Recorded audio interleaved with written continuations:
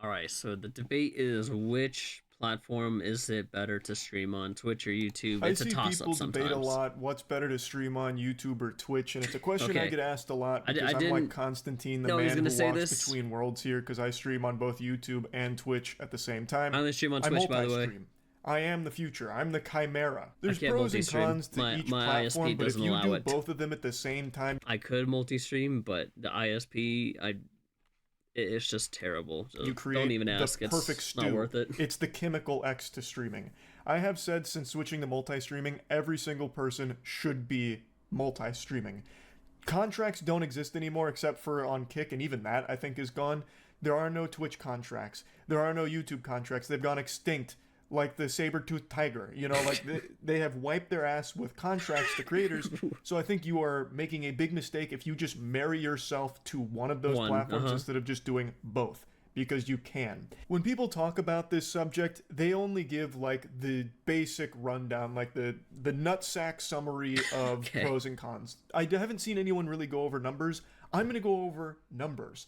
And Does I he look better with really short think hair or long hair? that the I mean, numbers here tell a you can very pull off the long complete hair, but you story can of definitely why pull off the short hair multi-streaming too. should be the norm for streamers. It's in their best interest and for viewers too, because then viewers have a choice on do they want to watch it on Twitch where they're going to have a much more interactive chat experience, or do they want to watch it on YouTube where they don't care about the chat experience because it's a lot more dog shitty there. It's basically non-existent chat culture on YouTube I think streaming. it But varies. the playback is a lot smoother, a lot higher Yes. quality, and you can rewind it, which is a nice quality of life change. Hmm. Also, it's a lot better on mobile. Twitch on mobile has been a fucking disaster for me for as long as I've tried to Yeah, watch for the Twitch on my phone. longest time. Also, the ads on Twitch, they're getting outrageous. YouTube streaming doesn't have nearly as many ads, which is a nice breath of fresh air. Hmm. Like, there are real pros and cons to both, but these are just the basics. And these have By the way, if you have YouTube Premium, I don't think you get ads anyway when you're watching anyone stream. So that's a good thing. these talking points have been worn out more than my bussy after eating anything with What? spice in it. So I'm not just going to be baby bird Wait, vomiting wait, the wait. same What? talking points you've heard a million times. Instead, I want to show you the numbers. I want to bring up my biggest, most profitable stream I ever did on Twitch and then break it down a little bit. I It think was we in got to be more 2022. transparent, right? I wish a lot more people were transparent with their numbers because then you can see it. But whoever does decide to stream or do this, whatever you do, don't ever quit your job and don't go into it full time until you see decent amount of money. Second off, I should have put this as first. So that's two. Number one should be do it for fun, because if you do it for fun, then everything else follows with it after, right? If you're doing it for the money, you'll never see anything come out of it. Do it for fun first, then everything will When follow. Moist Esports won the Rocket League Major, the Spring Major, still one of the best moments I've ever had streaming. I peaked at 75,000 live viewers. It was a very long stream that I did, and it took home 11.7K for that whole stream. That's Roughly good. 2,000 subs, but most of it came through ads, and most of those subs were primes.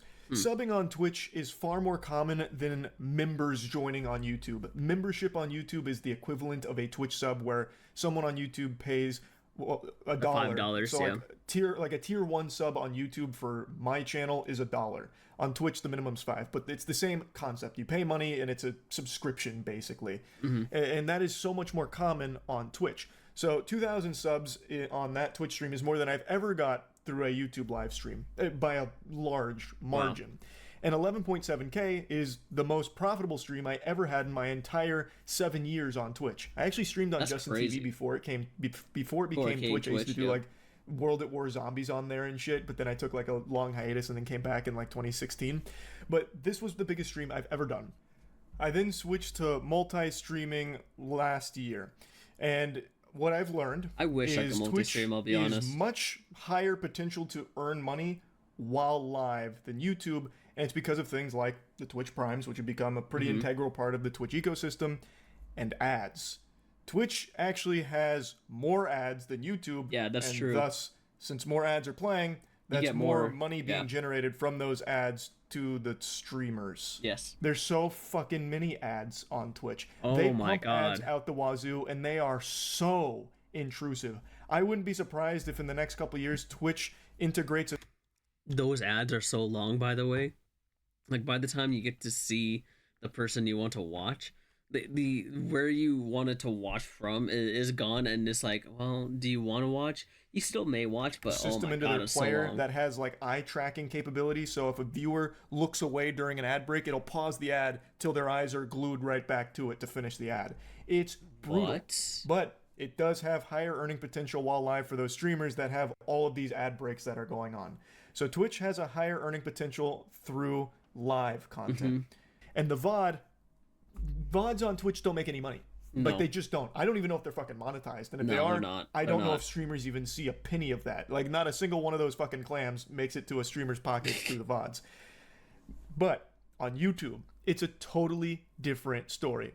My most successful stream on YouTube isn't the one I just had at the Game Awards with over 110,000 live viewers, Which which is is my crazy. biggest That's stream by insane. viewer metrics.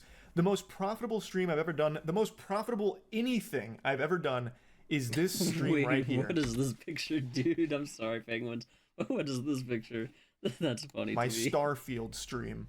During the stream, I had 31,000 average viewers with a peak of 38K, which He is a went for big an hour stream. 28, That by is the a way, big if stream you for can't me. see It's that actually number. more average viewers than the Rocket League one, but the Rocket League stream not only was a longer stream, but had a higher peak, and thus you would expect make more money because of the ads and the subs that came through.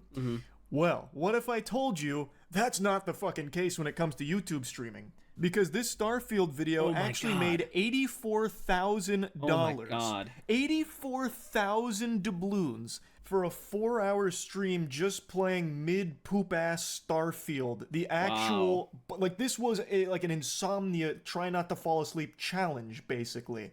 $84,000. And it's not because the 31,000 viewers all of a And I understand what he's trying to say, but I'm not trying to cut him off. Supers and gifts, right? Super chats and gifted subs. He's got close to 1,600 memberships. He got let's just say 2,400. But the watch page ads. Oh sudden my just started, god, that's buying dirty. memberships or donating tons and tons of money. This wasn't like the biggest documented case of That's credit good, card though. Good fraud for and money him. laundering that the internet's ever seen. In fact, the live stream itself made 1.6K on ads, and the other $78,000 came from the VOD and the ads that played during a VOD. Now, the membership number there, the 2.4K, a lot of those memberships were just from people watching the VOD and then buying a membership, not them doing it while it was live. Also, the supers and gifts, I'm pretty sure that is live. So you can add the 1.6K plus the 1.6K on the supers, so the 1.6K from the live ads plus the super chats. And let's just go ahead and be Jeez. generous and say like the live stream while it was live made 4K. The other $80,000 came from the VOD. This isn't some like crazy. rare mutation here, like a fucking X-Men of analytics. This isn't some fringe outlier isolated case. This is the way that YouTube streaming is optimized. YouTube streaming is kind of just an afterthought for the platform. YouTube has always been about VODs, the videos itself. So when you finish a stream, it becomes a VOD, and that enters into the YouTube algorithm. And YouTube is extremely efficient Yes. at monetizing VODs. Not So just that, finishing a but they're 4-hour Starfield like- stream, Like they know what the people want to see. Like when they're clicking on videos, and when it shows up on the suggested side, they know what you may click onto. So just they're smart with immediately it. saved as a VOD and made tons and tons of money through the VOD. Whereas on Twitch, I don't even think VODs are monetized. And if they are, No. it's not the creators making the money from the VODs, I don't think. YouTube is a totally different story. You don't make as much money while you are live from people buying memberships or donating money or anything like that. And their ads aren't that frequent on YouTube live streams, thank heavens. But what you miss in live revenue, you make up for with VOD revenue. VOD revenue. 10 times over. What I showed you with the Rocket League stream was my biggest, most profitable Twitch stream I ever did. So even when I was a daily streamer for like 6 to 8 hours a day for years, averaging between 10 to 20,000 viewers, fluctuating, I would usually be making between 4 to 6K a day. And that was like the norm, with the occasional peak going up to like 8 or 9, and then that being the biggest at over 11. But right now, my viewership combined on YouTube and Twitch is higher than it ever was on just Twitch, On YouTube, I average between 10 to 12K a stream, and That's on good. Twitch, it's between like 5 and 6K. It really That's just still kind of deep. That's depends on still what I'm good. doing at the That's time. really good. But on Twitch, Better than you'll me. make more money while live and make nothing once the stream ends. On YouTube, you'll make less money while live and then could And make more while 5 after, times yeah. as much from just the VOD. On Twitch, when the stream ends, it's basically forgotten. That's lost media at that point because no one's fucking watching Twitch VODs, it seems. On YouTube, when the stream ends, well, now the journey's just begun. Like, now there's no telling what that can generate. Like, take this for example. This was a very normal, pretty low-key stream. I was just replaying Gears of War, one of the most Would if I've thought about it, right? And I'm like, I know you can upload your VODs, like if you wanted to, you can upload it from Twitch to YouTube, and I've thought about doing it. I know it's not the same, but like, would people watch if you upload your Twitch VOD to YouTube? Would people watch that? important games in my life. This wasn't a brand new hot release that would be like algorithmically successful. Like, it's Algorithmically. not like something the algorithm would be salivating over, pushing out a Gears of War live stream. Gears of War is older than the hair on your grandma's titty nipple. Like, this is one of those streams where I do just because I really wanted to replay this game. And you can see my average viewers were 10,000, which is normal. Good. That's a pretty Yeah. normal stream for me on YouTube. But the VOD now has 1.6 million views and has made over $20,000. Now everyone's And leaning of course, in, I like, was taking multi-streaming, notes. so I can pull the Twitch data as well here. This exact same stream made $1.4 thousand on Twitch. The difference is substantial. Now you can see again here in the data, the live revenue 802 while live here, plus again, memberships and supers aren't really indicative to what was live because some of those could have been from people watching the VOD and it calculates here post VOD. But regardless, you can see that the live revenue was less on YouTube than it was Twitch, but the overall revenue is substantially higher on YouTube because of the VODs, which is something Twitch just doesn't really have, which is why I think you should just do both. Your potential to earn while live is much higher But on you have to talk about the fact that if you haven't reached that threshold, what is it? Hold on. Let me, shoot. You have to reach that threshold of when you hit earn on YouTube. Your eligibility depends on a few things. You need to have at least 500 subscribers, and video uploads within the last 90 days, right? Video uploads, simple, anyone can do it. And you need to have one of the following: either 3,000 public watch hours in the last 365 days, or you need 79 public shorts views in the last 90 days. Or sorry, not 79, 3 million. Caught off guard there. That's from my recent short. So you need 3 million public short views in the last 90 days. So you need 500 subscribers with 3 video uploads, plus one of either 3,000 public watch hours or 3 million public short views in the last 90. So you have to make sure you reach 2 of those for sure, the 500 subs and 3 video uploads, and either 3,000 watch hours or 3 million short views. So take that into consideration on Twitch. if you're trying to Your get potential monetized. to earn through VODs is astronomically higher on YouTube.